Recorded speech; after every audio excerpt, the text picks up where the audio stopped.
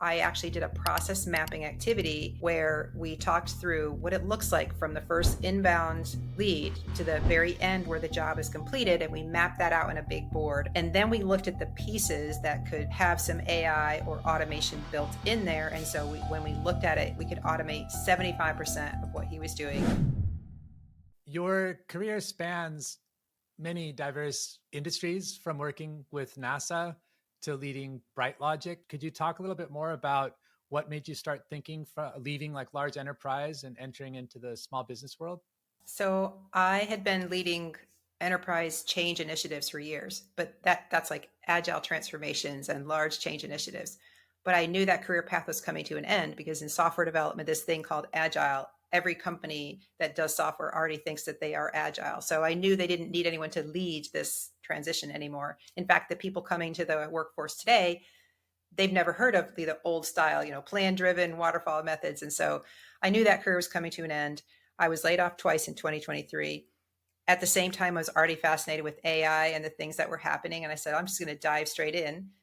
And at the time, when I took the data science program at MIT, I really thought that I would go back working in an enterprise, leading a large scale AI initiative or a machine learning or data science team, something of that sort. But by the time I finished, number one, the layoffs in tech are still happening. It's still, the market isn't great. But number two, I also realized I didn't want to do that. That wasn't what was going to bring me joy. And the same things were going to be happening as I was in my previous career, where we have to rush, do AI, implement AI. The data is not going to be there. The teams aren't going to be set up for success. So I will be set up for failure. When I realized that, I said, you know what? I want to focus on smaller businesses because those are the ones that really need help. The decision makers in the room, and they need help. No one is there serving them with this AI stuff, or very, very few people are serving them. A lot of people want to go talk to enterprises and AI, but that wasn't me. So I really thought I'm going to go local and kind of build my network here locally, as well as, of course, I can do that, what I do online. But I really had this vision of helping small businesses improve their processes. Could you talk about some common inefficiencies small and medium sized business owners should look out for and how they can address them? I'd say that businesses are all different, but they all have similar problems as far as manual processes that they have in their business. So, for example, I work with a handyman who all of his, he receives a ton of inbound calls and leads via his website, via WhatsApp, via text message and email and and his website form. So the most manual process for him was trying to reply to them and get a job estimate to them, and then going ahead and scheduling his guys to go out on the job. So I would say, I don't think there's one, although the sales process stands out as probably most manual for all businesses. So, but let me just go on the handyman path for a second. For him, I actually did a process mapping activity where we talked through what it looks like from the first inbound lead to the very end where the job is completed. And we mapped that out in a big board. And then we looked at the pieces that could have some AI or automation built in there. And so when we looked at it, we could automate 75% of what he was doing, have it all in one portal, have him always know what stage of the process it was in. So he's no longer scrolling back and forth between his WhatsApp and his text messages with like 3 different devices up here. I went to his office and it's just, poor guy, like trying to struggle to keep up with everything. But so we're going to implement that system. And so I would say, start with a process mapping or understanding the process that you think has the most challenges, and then look at where you could implement AI.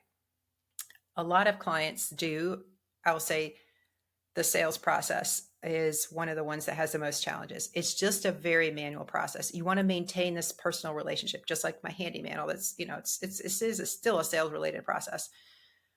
But when you think of going to an event and you get a card and you've got to add it to your CRM, and then you have to follow up, and it's like, oh, I haven't, I did chat with them. They might be interested. So let me follow up with this roofer, 3, 4, 5 times. Research shows that you have to follow up with people like 3 to 5 or more times, even if they're interested. They're just busy. But I wasn't doing that. And so again, looking at the sales process, when I was experiencing it for the first time in my own business, I realized how manual it was. And I was speaking with my sales guy that I hired, knowing I have a gap in this area. And he's like, well, Heidi, you got to go get the card. You got to add it. You got to follow up and you got to, make some cold calls. And I'm like, this is the most horrendous activity. Why did nobody expose this process to me when I was working at enterprise? Let's look to focus on this process. Like the sales process is an easy win, both for me, myself, and for all the businesses that we deal with. So we started focusing there.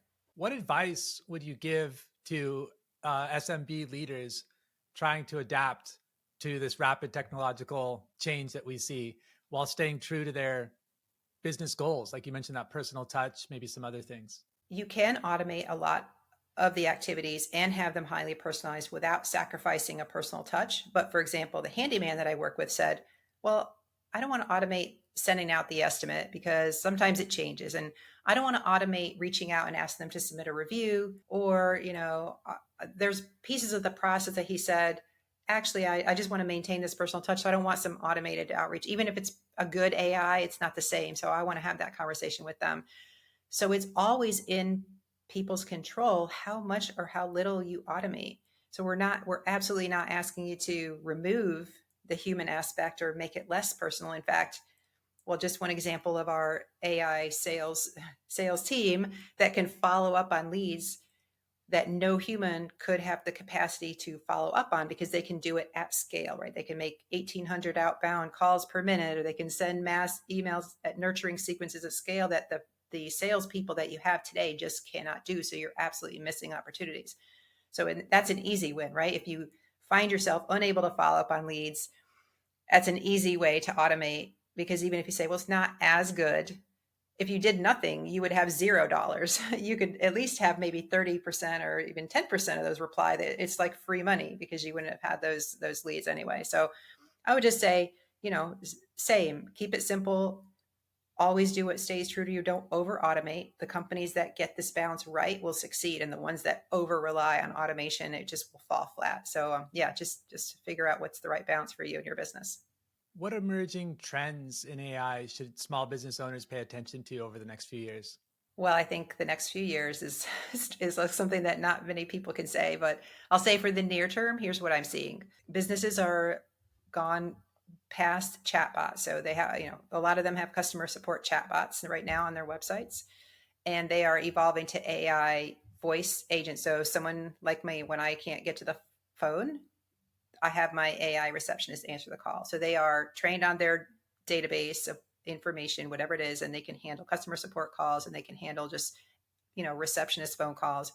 So that, I think voice is the next thing that small business owners should be thinking about implementing where it makes sense for them. The other thing is, maybe not right now for small businesses, but they should know that this is possible now. AI agents can do a whole series of activities that don't require human intervention. So one, I guess, example that might be resonant for small businesses is they often do research on their potential clients and leads. So I was working with a marketing agency, and they have clients that they have to do market research for. And they told me that takes them 35 to 40 hours to perform this market research. Well, if you have an AI agent trained, and agents, where you think about a regular AI like ChatGPT, it only interacts and responds to what you're giving it in the moment. So it's basically one step at a time. But an AI agent, you can specifically program a series of steps such that the AI could go out, research the internet, find all your competitors, put together a report, and send it to your email so that you can open it up, and it might be at 80% or 90% complete. You still have to look at it, review it, and edit it. But for them, it could save 25 of those 35 hours per week that they had to do the market research. So it'd be agents doing autonomous actions, like in a step-by-step form, from like research to creating a report. And I guess a personal example would be, we were talking about moving earlier and living places, but if you wanted to have a vacation somewhere, you could give it constraints for a vacation. Say like, I want to have a vacation on the West Coast that is 1 week in duration between X date and Y date, and then have the AI go out and actually book it for you. and then inform you when the booking had happened. And then you could just kind of look at the details. And so again, it's not all or nothing. You could implement as little or much of the automation that you want, but there's one example of what AI could do. Noted. brightlogicgroup.com is your website where people can check out what you're doing and hire those agents that we spoke about. Is there anywhere else that you would like to point people? You can find me sharing insights on LinkedIn. So I do share insights on LinkedIn daily. So please feel free to follow me, connect with me, and ask me any questions that you may have about AI. Great. We'll put the link in the show notes. And yeah, thank you for talking with us today. Really interesting to get your perspective. You gave us a couple of gems for sure.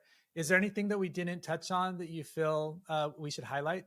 Not that I can think of. I think we covered a majority of those aspects. So I guess my call to action is simply just start using AI in whatever small way might resonate. And if you need help, don't hesitate to reach out. Great. Thanks again, Heidi. You're welcome.